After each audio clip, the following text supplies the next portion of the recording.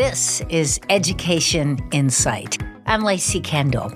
This past month, the Toward a Shared Vision Education Summit was held in Riverside, bringing together the highest level of inland education, economic, and nonprofit leaders. For 2 days, discussions large and small focused on the collective impact that can be achieved here, finding solutions and smarter pathways for student success in school and in college, even after.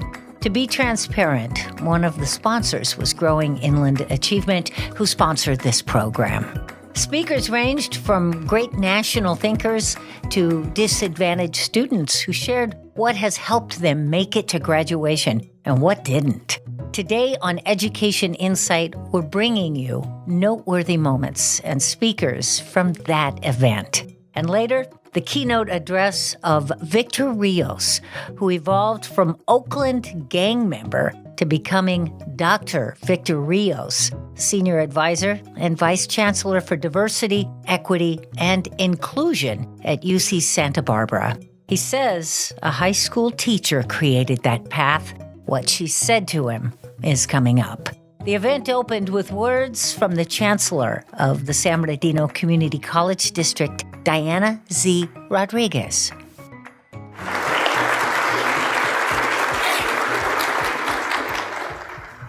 It is so wonderful to see you all here today. As introduced, my name is Diana Rodriguez, and I'm the Chancellor of the San Bernardino Community College District. Raise your hands if you've ever taken a class at San Bernardino Valley College, Crafton Hills College, or have tuned into KVCR's programming. Look at that. It is clear that I am in good company here. Now, before we dive into the heart of our summit today, I want to share with you an inspiring story. It was inspirational to me that embodies the unwavering spirit of our students right here in the Inland Empire. It's a story of hope, resilience, and an incredible journey that some of our students undertake. So picture this if you can. Imagine being just 10 years old.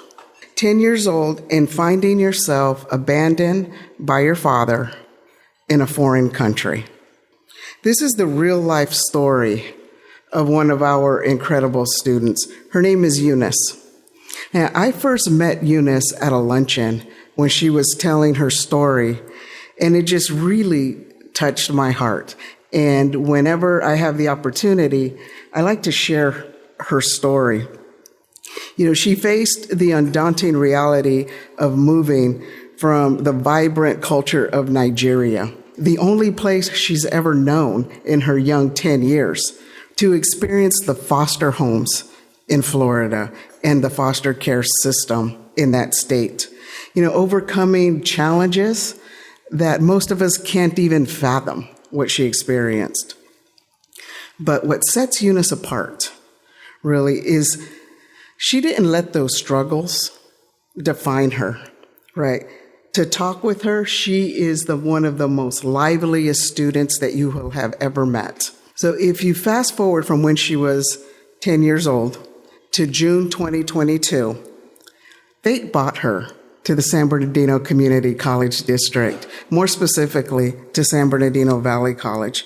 With just a little bit more than hope in her heart, she reached out to us.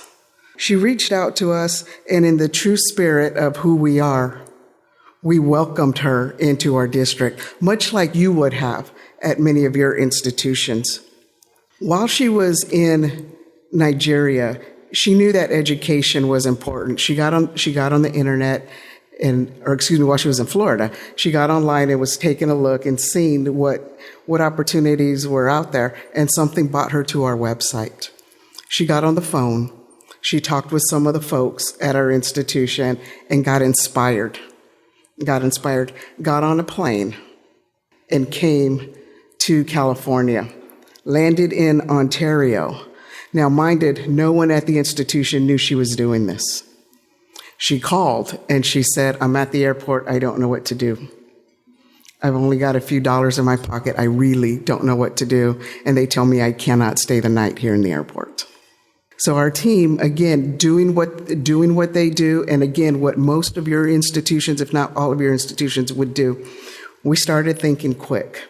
We got folks to go out there to pick her up, bring her into our campus, and we immediately got to work on how we're going to help this student.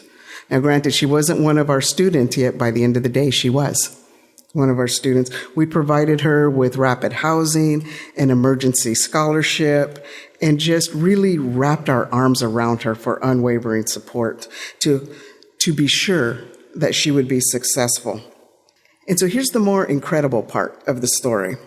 This past May, Eunice walked proudly across the graduation stage. She graduated with not only one, but 2 associate's degrees in criminal justice and in behavioral and social sciences. She did not give up, and she is an incredible, incredible young lady.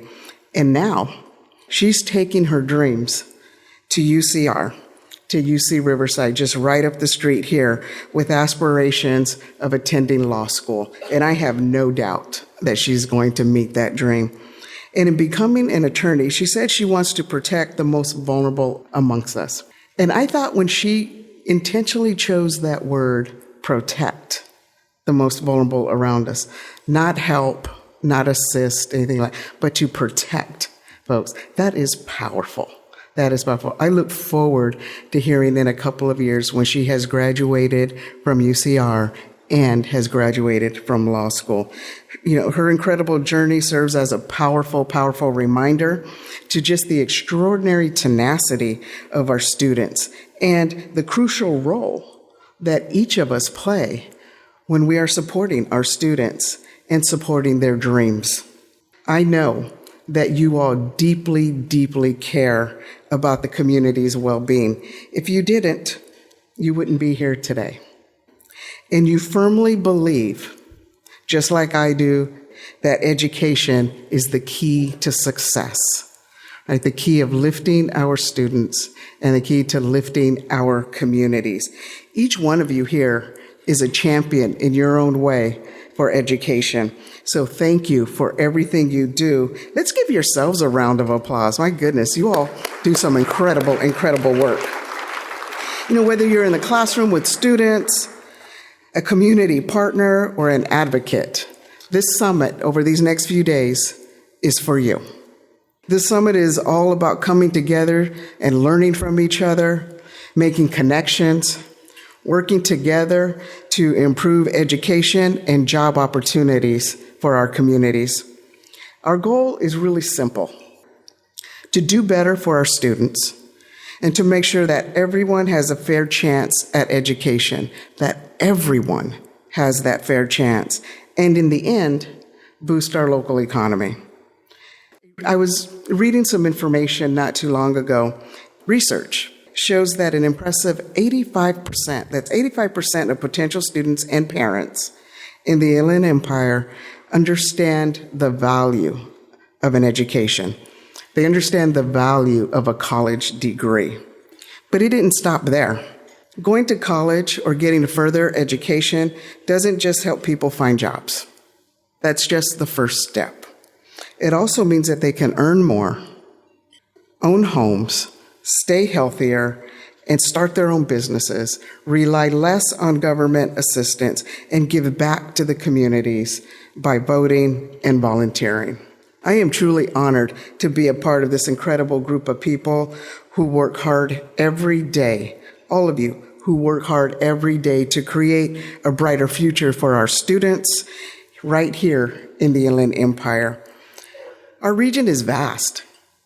It is so huge, but we understand the importance of working together to making sure that everyone has that opportunity and a chance at a good education and good careers, again, right here in our beautiful area.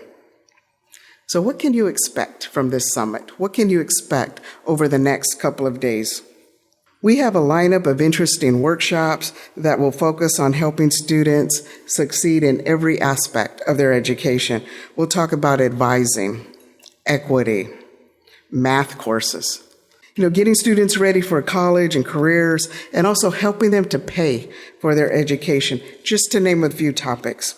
In closing, I want to stress that this summit isn't just about listening to talks and going to workshops. That's a part of it, but much more than that.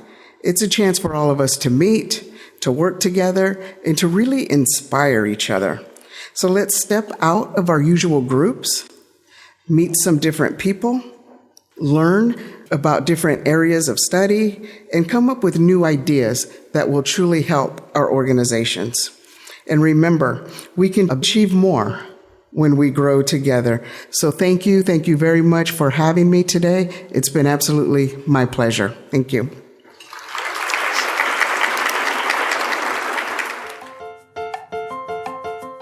You're listening to Education Insight. This week, bringing you the highlights of the Toward a Shared Vision Education Summit in Riverside. In a panel before guests, Inland Empire students shared hardships that they feel policymakers need to be aware of. So I would like to add to that. I think the big factor most of us can relate to and most students can relate to is mental health.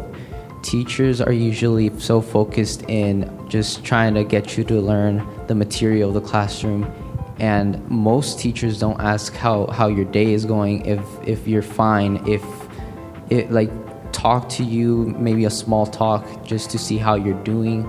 I think that would benefit most students and actually decrease depression among the students, because attending high school is really a lot of pressure, especially if you're taking AP classes, like Jasmine said, especially if you come from a certain background.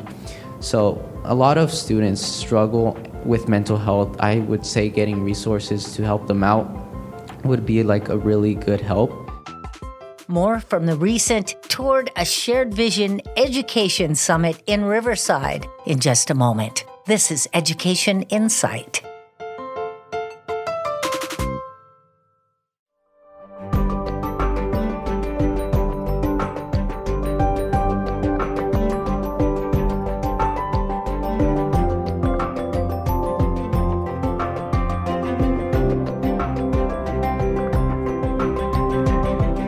We're back with more Education Insight. This week, sharing the highlights of the Toward a Shared Vision Education Summit in Riverside, where educators, economists, and policymakers all gathered to learn how this region can work more collectively to help students succeed in greater numbers. Max Espinosa is a former senior advisor to the California Student Aid Commission, also to Los Angeles mayors Antonio Villaraigosa and Karen Bass, and he now serves as senior program officer for the Bill and Melinda Gates Foundation, where his specialty is education reform that closes equity gaps. Good morning, everybody. My family came to the United States because they wanted myself and my sister to have opportunities that they weren't able to have, my parents, right? And that included a quality education and the possibility, maybe, to actually go to college. And so, as a first-generation immigrant from San Diego, much like a large part of the population in the Inland Empire, the work you are doing is so deeply personal, right? I went to college in the 90s at the height of the anti-immigrant fervor that was sweeping the state and the country at that time. And I remember orientation at UCLA, and they told us, this is my first time visiting as an accepted student. I decided I'm going to go. Turn to your left, turn to your right. How many remember this? Is it one or both of you? These two people aren't going to make it. And that was the introduction to the university, right? Super scary. And as a first-generation student, you can imagine the terror that I felt of failing and disappointing my family, right? Who had made personal sacrifices for us to have this opportunity. Let alone failing policymakers. I wasn't thinking about that, but who had invested, right, in people like myself and practitioner leaders being able to go with financial aid, et cetera. So I mention that because a lot has changed, but in some ways a lot has not fully changed, right? And the work of this organization is really to see us create a different type of system, right? A different type of working with students. Now, I was able to get through UCLA. It took me 6 years. One of those was serving as the UC student regent, so I don't regret staying that extra year. But I would lie to you if I didn't say that it was not turbulent as well in terms of getting through. Getting in was just part of the battle. The getting through was the other part. And, parents' divorce, family illness, the whole thing, right? The things that our students deal with. And if it wasn't for the various people and communities along the way, including folks like yourselves, educators committed, to young people at that time. I was young, having their dreams realized to get across the finish line, I would not have made it. And so the work that you do is so deeply, deeply personal to me on so many levels. And I know that that some of you may be wondering, how many of you know what an intermediary for scale is? There's a few. That's good. So I'm going to briefly talk about that. But so one of the things I was asked to reference is why is the Gates Foundation interested in the Inland Empire? Why have we been paying attention here? And I think the Chancellor did such a good job of laying that out. I don't think I need to get into all the details of that, but I think I would add that the critical mass of all these incredible people, including yourselves, who are committed to change, to create something better, right, for this region and for the state, I think is a huge, huge part of why not only the Gates Foundation, but others, College Futures, Irvine, et cetera, are looking to the Inland Empire as a place of possibility. The governor himself has pointed out the opportunities here and has made significant commitments and investment. But as you know, and I don't have to preach to you, but the numbers are also really stark, right? 13%, just using the Latino number, 13 out of 55% population Latino. It's a huge problem. I mean, that number in itself, to me, just is a state of emergency, right? As an educator, and so that is just one example. The diversity of this region, with African Americans, Latinos, as well as others that are concentrated in this region, also give us an opportunity here for you and us supporting you in showing what a future multiracial democracy can look like in action, locally, regionally, in real time. And so this is a really exciting time, I think, where all eyes are on the IE, because those numbers I mentioned are also opportunities, right? Like, there is so much room to make things happen here, and collectively, we hope we can do that. The intermediaries for scale, I won't say much about that.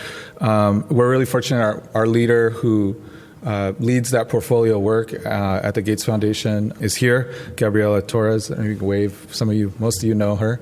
That's right, yeah. And Gabriela is also, I'm up here, so I get to say what I want, right? She's also one of the few people of color who are in leadership at the Gates Foundation. I think that's a really important thing to call out when we see it. And so it's important that she's there and that she's at the table and bringing her experience, not dissimilar from my own and many of you, to the table in these conversations about where we invest and how we invest. But really briefly, we have 6 intermediaries for scale. ASCU Association, American Association of State Colleges and University, American Indian Higher Education Consortium, Complete College America, Excelencia, in Education, and UNCF. And it's really interesting. If you look at all those organizations, there's a couple things that stand out. Is the other ones are all national. They're all have national reach. GIA is actually the only one that is focused in a very specific place and is place-based in nature. These organizations were selected because they demonstrated a commitment and experience in supporting institutions as they reduce college success disparities by race and income, promoting continuous improvement and learning through the use of data, and identifying, implementing, and evaluating significant institutional change in policy and practice. All the intermediaries are charged with increasing awareness of successful and promising transformation strategies among campus institutional leaders and communities, informing key campus-level decisions about change options and strategies, and supporting decision-makers, supporting transformation by providing guidance and resources for adopting, implementing, evaluating, and sustaining changes in policy and practice, building connections across colleges and universities, and supporting organizations, other organizations, non-institutional, to accelerate and streamline learning and shared promising practices. So I mention all this because, this is a hope, right? We know that this work is hard, and it's going to have to be done in community, right? It's going to have to be done together, and it's going to need to include breaking down and reevaluating old ways of doing things and silos. And the opportunity right now with the governor's focus on regions, the K-16 collaboratives, the SURF funds, the California Economic Resiliency funds, all of these opportunities at this moment, I think, give you an opportunity to really lean into a time when folks are actually wanting to see what is possible here. And so with that, I would just end by saying that we are really proud to just be a very small part of this effort. You are the ones that are doing the work. I know I speak for my colleagues that we learn so much from you, and this is really an opportunity for all of us to not just do some really amazing things, but to learn and to hopefully reimagine what our educational systems look like and how they serve students. You all know the African proverb, if you want to go fast, go alone. If you want to go far, go together. And that's really what we're trying to live out here. So thank you all so much.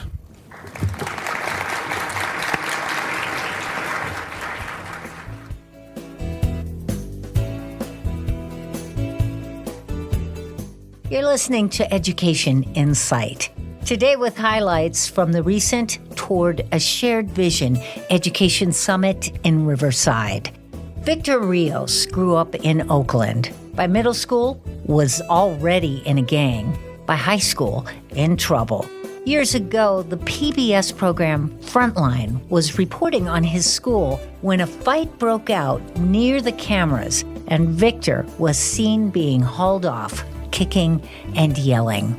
As his incident went national, a teacher there offered help, and he accepted the offer.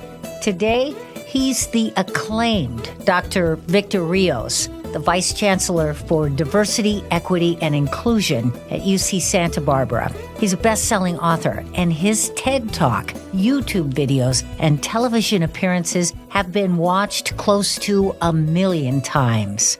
Dr. Rios opened his discussion at the Riverside Summit with a bite from the PBS NewsHour.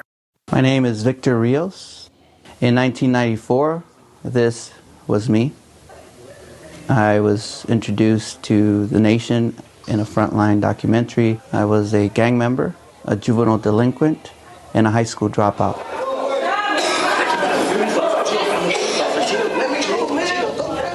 I feel like I've lived 2 lifetimes.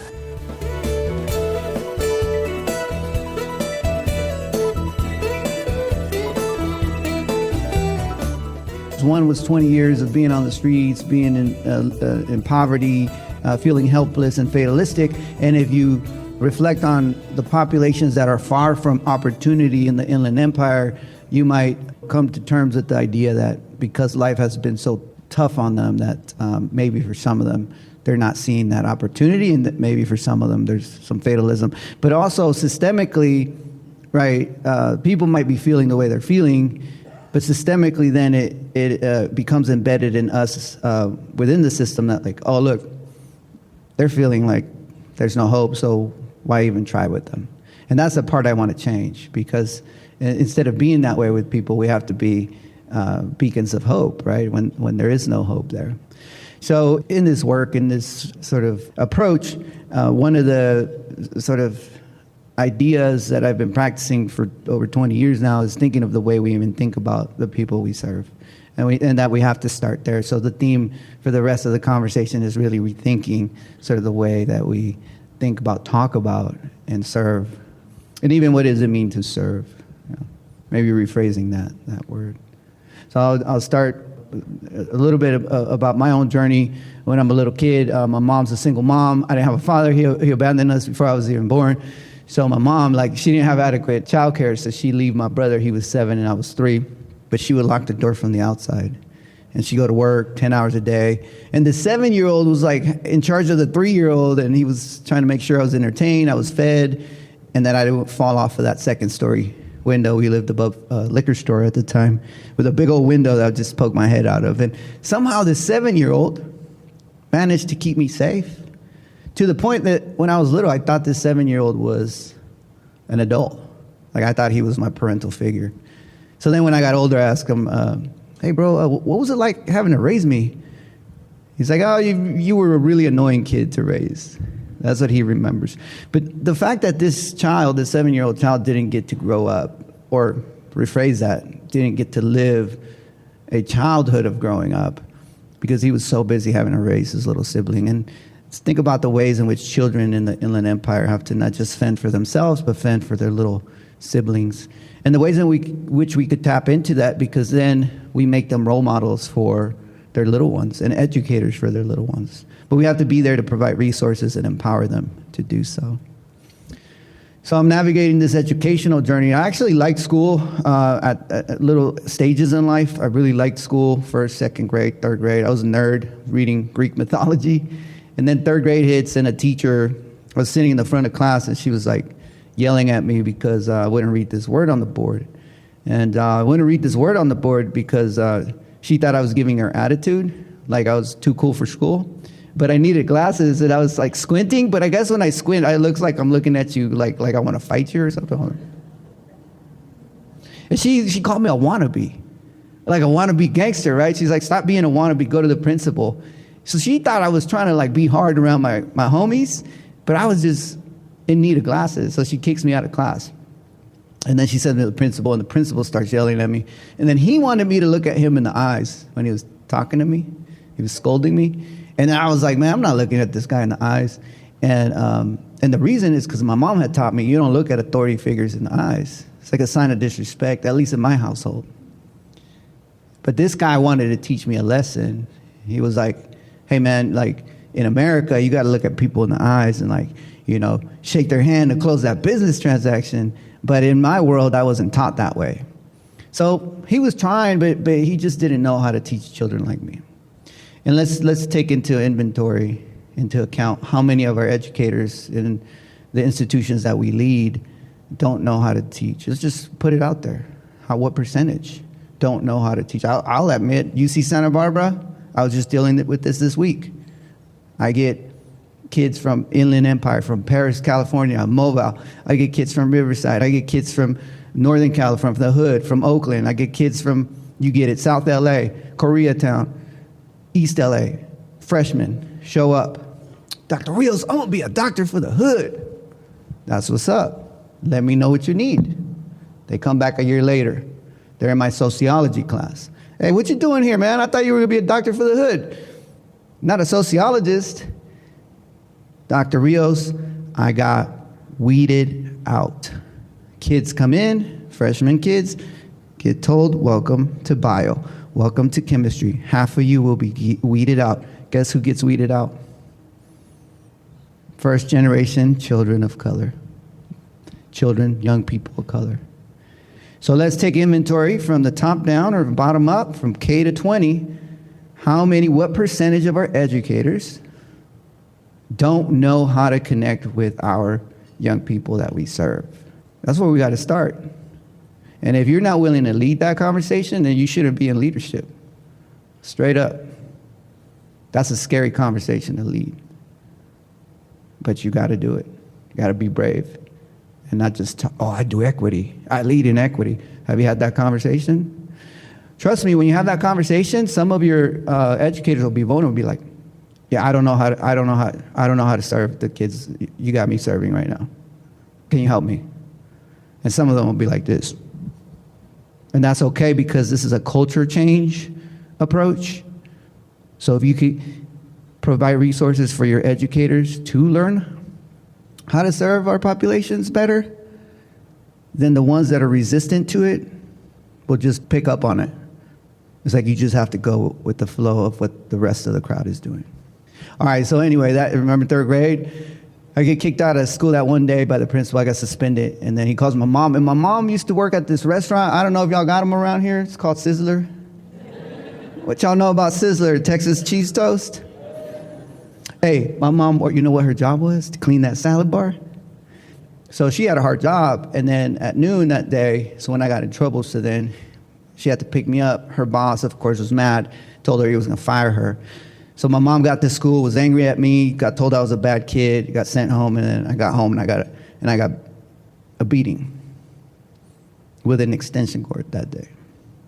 So I want you to think about how 3 adults that failed me that day. The teacher, the principal, and my mother. And then I want you to think about how the young people and the students that you serve have been failed systematically since childhood by all these systems, including family.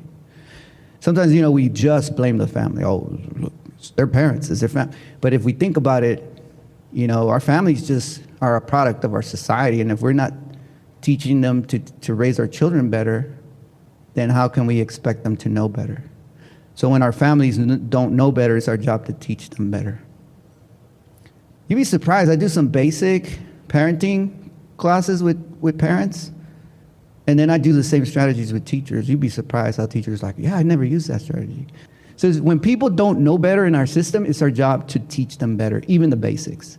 So my whole thing, 20 years of being this kind of systems change person, is like, I got to give people simple, pragmatic strategies in order for this change to happen. And this is an epiphany I just had in the last couple of years. And then I published books around just very practical strategies. More of Dr. Victor Rios coming up in just a moment. You're listening to Education Insight.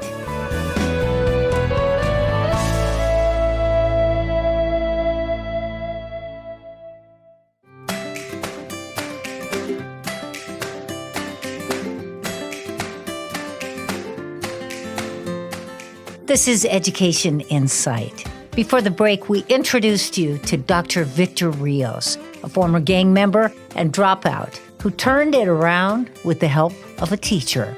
He spoke to local educators about how to help hard-to-reach students at the recent Education Summit in Riverside. And we continue now with his discussion.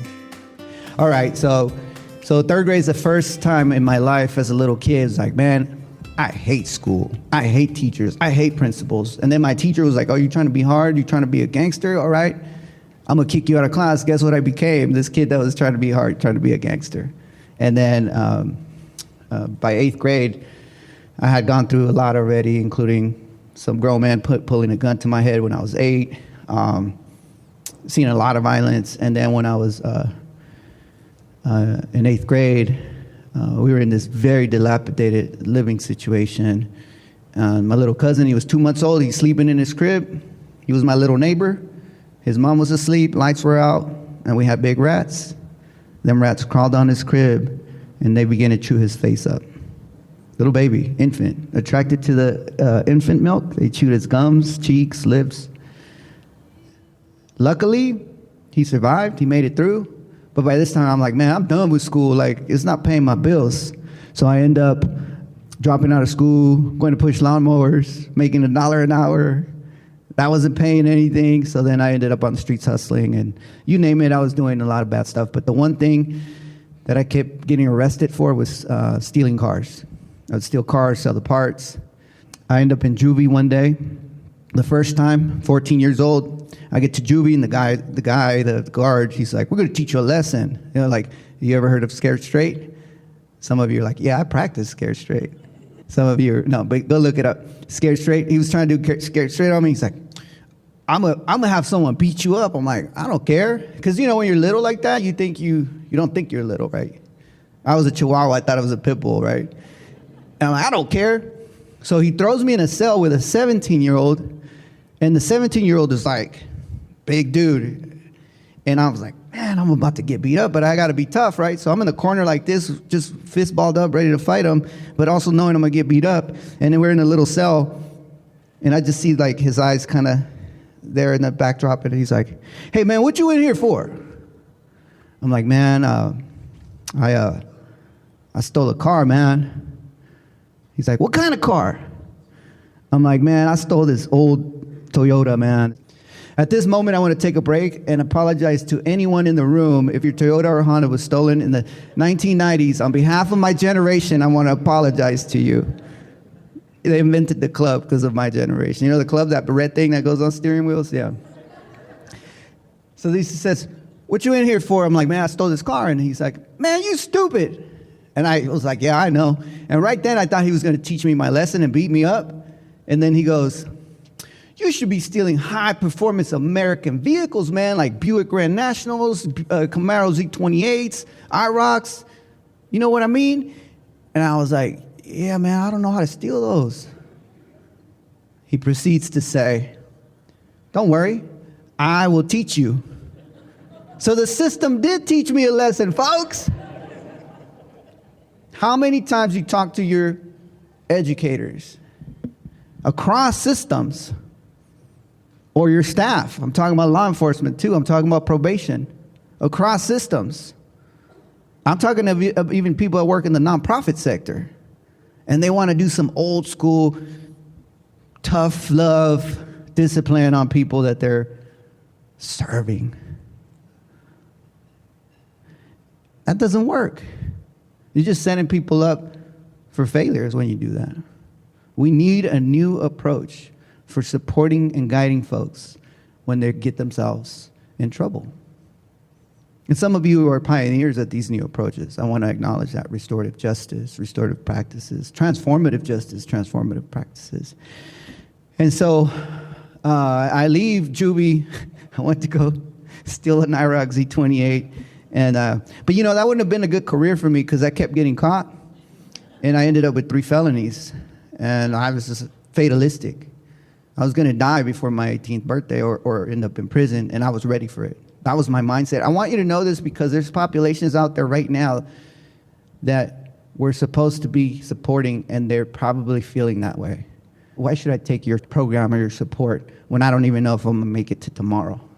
I've been sleeping under this underpass, you know, or my parents abandoned me. Like, why would I take your program? And then sometimes your staff are like, see, they don't want to be helped. Why do we even waste our time, right?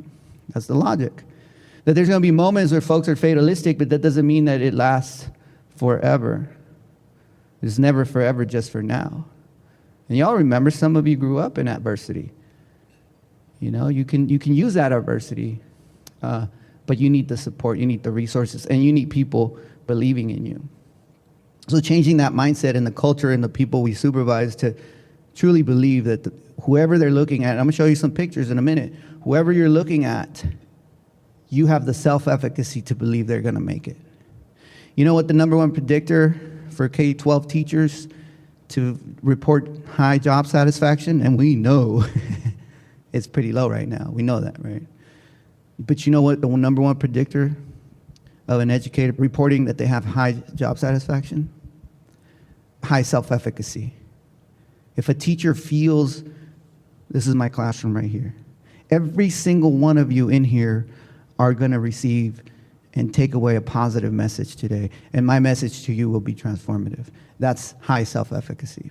If a teacher walks in and is like, whoa, that table over there, can't reach them, can't teach them, they're misbehaving, that drops their self-efficacy, and it drops all the other indicators too. We have to find creative ways to change the culture so that our people within the systems we supervise end up believing that the work they're doing is always impactful. It's always positive. It's always going to be transformative. All right, so I'm out of juvie that third and last time. I'm on the streets. I'm hanging out with my homeboy who I've grown up with since we were little. We go to the other side of town. We get in a fight with some guys we didn't get along with. And they pulled out a gun. They shot at us. And my best friend passed away. And it's this moment in my life, I didn't know where to go. I didn't know who to turn to. I had no one. Not my mom. She was too busy surviving. I had no one. My brother was gone. He was already living on his own. So I went to one place, one person that told me she would be there for me. I went to school to look for my teacher. Miss Russ. Hey, Miss Russ was the kind of teacher that was always in your business. I'm not going to lie, she was annoying. That's the other factor, right? The mindset. We can't take people's mindsets as a given. In other words, like, she could have been like, this kid's cussed me out, 9th grade and 10th grade. He hates me. I'm not going to work with him anymore. But instead, she would always be like, Victor, you're not ready, but when you're ready, I'll be here for you. She had this very soothing way of being like, oh, you're not going to disrespect me. But when you're ready, I'll be here. So this teacher, like I went back to school. I was hurting. My best friend had just passed away. She sees me walking down the hallway. She says, Victor, are you okay? I heard what happened. I'm trying to be this tough guy. And I'm like, yeah, I'm all right. She taps me on my shoulder, and right within this lady taps me on my shoulder, all my fear, all my pain began to grow. And like a little kid, man, I started to cry in front of the whole school. And in that moment, I just wanted to wither away into the gutter with my tears and never come back. And you know what this teacher did? She opened her arms, she gave me a hug. She said, Victor, I'm here for you. If you're ready to change your life around, I'll be here for you. But you have to do the work. I got to say that in that moment, my teacher embraced me. I felt like everything was going to be okay. I felt like regardless of where I was, this criminal, in poverty, you name every stereotype, right, that things were going to be okay. And even though she violated District Code 325.72, thou shalt never hug a child, it made an impact in my life. It wasn't a creepy hug, okay? No, it's important to convince systems to rethink the way we have policy set up. And also it's important for us to sometimes not follow the policy. Be a rebel, okay, but just don't get fired. And in that moment, I felt like, man, I think I could do it. I think I could do it. And little by little, I started to get myself together. I went to zero period at 7 in the morning to catch up on my credits. I went to lunchtime extra credit.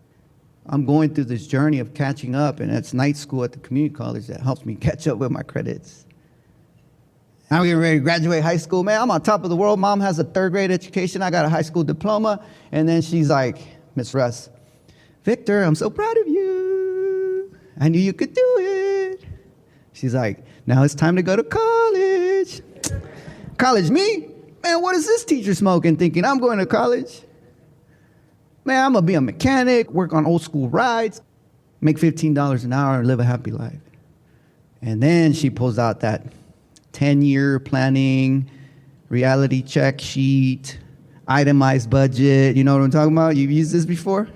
But I wanted to have these things in life, but I didn't know how to get them. And she taught me how. She's like, you got to go to college to do that. And I was like, oh, man.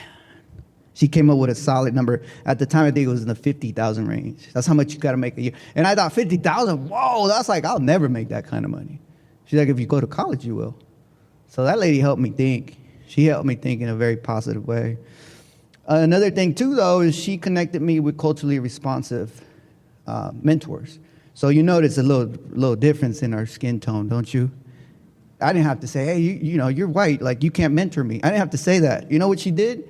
She went to the local university, and I'm from up north. I'm from Oakland, California. So she went to UC Berkeley, and she walked around campus looking for mentors that looked like me. And she found this guy. He's from East LA, but was a Berkeley student at the time, Martin Flores. And then she would tell him, hey, will you come mentor my kids? They were like, who is this lady? But they wanted to help local community kids, so they show up, and he'd be like, hey, Victor, proud people like us, we can go to college too. And he would hype me up like, yeah, I'm going to represent for my community, for my culture, for my people. He gave me a sense of pride and also a role model, like, so I could see myself in college. And it was people like this that changed this image of myself. If you notice here, that's me with the homies throwing up a gang sign. This is a group of boys from my first book on the first systematic study on the school-to-prison pipeline. And I followed these boys. One of them has a liquor bottle in his hand. He's 14, it's a school day. You know what society thinks. We don't see them as promise. We don't see them as assets. We see them as threats. We have to flip that, right? Some of you are using that at promise language, and I appreciate that when I roll in, because it took 20 years to get there. But what you label someone determines how you will treat them. Too many times I see wonderful people being like, oh, pobrecitos, poor people, look at them. Let's just provide them a meal and just not give them a hard time, right? And it's like, no, give them a meal, break bread with them and say, hey, you know what? I know you're there. I expect you to be here tomorrow. Really, Dr. Rios? These kinds of people can? Yeah, these kinds of people can get there on their own. You just have to project for them. So don't pity, project. So I call it mentor projected self-actualization, educator projected self-actualization.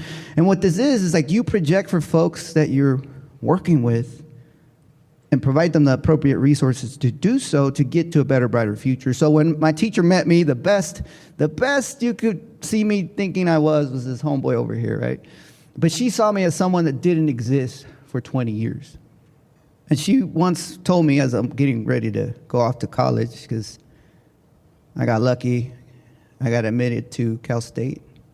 But around that time, this lady was like, one day you'll meet president. I'm like, that's loca, man, lady, you crazy. I'm a homeboy, like, for life. Like, I ain't meeting no presidents. And then one day, 20 years later, I get invited to the White House to advise the Obama administration on gun violence and policing in America. They invited us to, the people that went, the experts, they invited us to a White House gathering on the White House lawn, a congressional picnic. And it was all the Congress people sitting like this, and then some families, a couple dignitaries. I don't know about where you come from, but where I come from, you give a person a ticket for one person, I'm bringing my whole family. So I brought my daughter, my other daughter, my son, my wife. And then President Obama comes out. My boy throws up a little peace sign there. Surreal. President Obama comes and shakes everyone's hand, shakes my hand. I have my son right here in my arm. And he looks at my son, he raises his hand up like this. He goes, give me 5. Don't leave me hanging. And in that moment that they're high-fiving each other, guess who I'm thinking about? Miss Russ. Let me ask you a question. Raise your hand. Can a teacher, can an educator, can a mentor predict the future? All right. Who disagrees with that? Raise your hand. Yeah. Why? You can grow a future, don't predict. That's the problem with our society. We're so busy predicting people's futures. They're not going to make it. They're on the low track. They're not going to make it. That's prediction. You can't predict the future, but you can project the future. And projection is creating these visualizations, very clear visualizations, combined with resources to really help people get to where we want them to go. Thank you, everyone. Appreciate your time. Take care.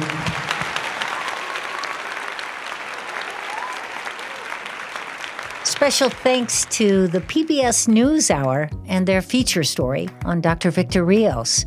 If you'd like to hear more of that story, look for One Man's Journey from Gang Member to Academia. It's on YouTube. And that is our program for today. The staff at Education Insight all wish you the happiest of holidays, and we look forward to another year of sharing the stories of inland Southern California education with you in 2024. I'm Lacey Kendall for Education Insight. Thanks for joining us.